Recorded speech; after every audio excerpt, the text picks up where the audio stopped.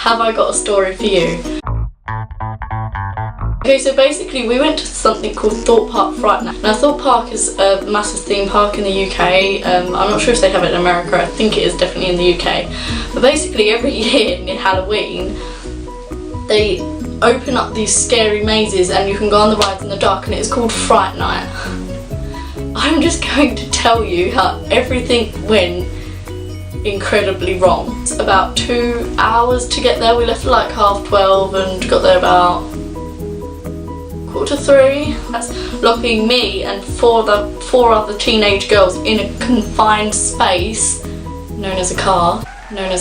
So we get there and we forget to grab a map, but we go over to a ride called Swarm. Now Swarm is this massive ride where it has like these wings and you just hang out of it, and the ride queue was something like 2 hours or 90 minutes already, and we thought that they would gradually get shorter. So we thought we'd just walk along, and we went back into the dome, but we realised we didn't know where any of the mazes were, so we went back into the dome, but we got lost. We had to find a member of staff and we was like, can you help us, like, where are the maps? And she gave us one, and we decided to go to something called My Bloody Valentine, which is a maze. It's a jump maze. You go through and they jump you out and they chase you out, and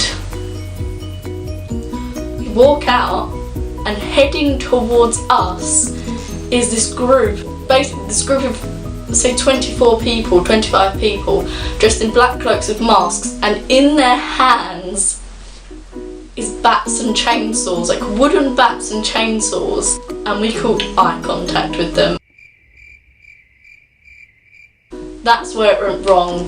This guy with a wooden bat chased me, and the one with the chainsaw went after Abby, so we are now being chased. We managed to like lose them and they walked off. But remember a chainsaw, because this links up our whole story. So we go get in the maze of My Bloody Valentine. We queued up, and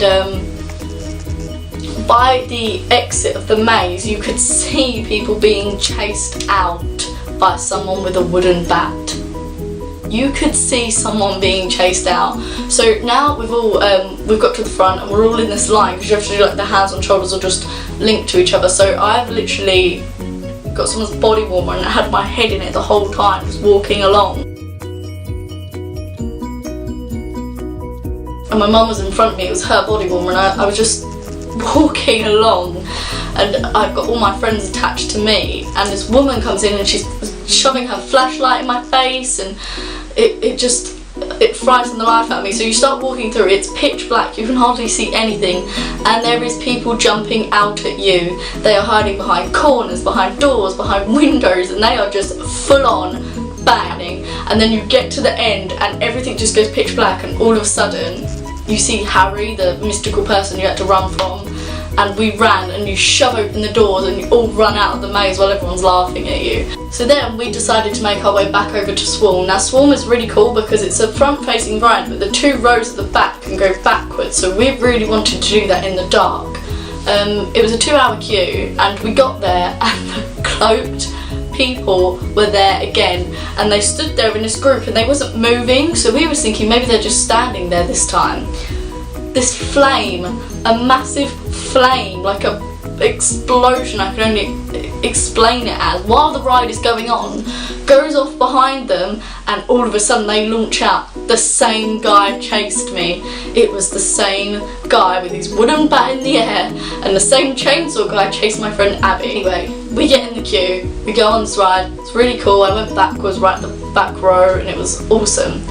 And we start heading over to one of their mazes. We made our way over to something called Studio 13, and that's where it all went disastrously wrong. It's queuing up, and you basically go in and it's strobe lighting while it's dark, and there's people chasing you and jumping out everywhere, and it's based on that you are this cast of this movie production, and you've got like a deranged director and people of the cast, like the previous cast, chasing you, and everything. So we've done the similar heading bag, and instead I'm behind my friend Abby, the one I mentioned earlier with the chainsaw. I'm behind her, we get through, we get to the end, and the lights just cut out, and this woman walks down the side. We're like in a line against one wall, and she walks down the side with a chainsaw, a full-on chainsaw, and starts running the motor. And she walks in with this full-on chainsaw and starts revving it, and she goes, "You've got 3 seconds to run." Abby runs into a wall and smashes her face in. I run into Abby. She tries to keep running. She falls to the ground out of pure panic, and lands on her wrist and her fingers. Her legs come out and I fall on top of her. She grabs the person in front of her legs and yanks her down.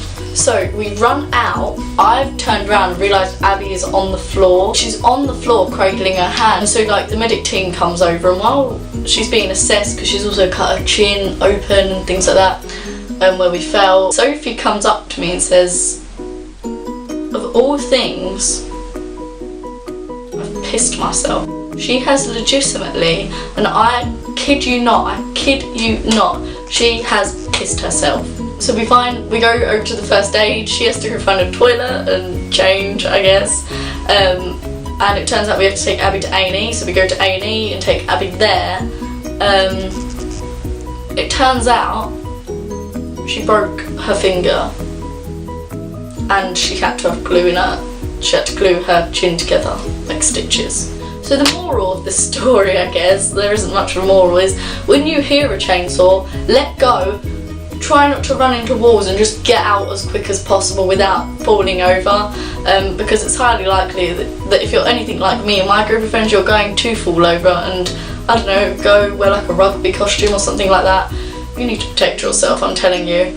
But anyway, yeah, so that's my story of our frightening fright night, you could say, in our Fright Night Experience. I hope you enjoyed this video, and if you did, please go down and give it a like, subscribe, comment. Have a great life, and I shall see you next time.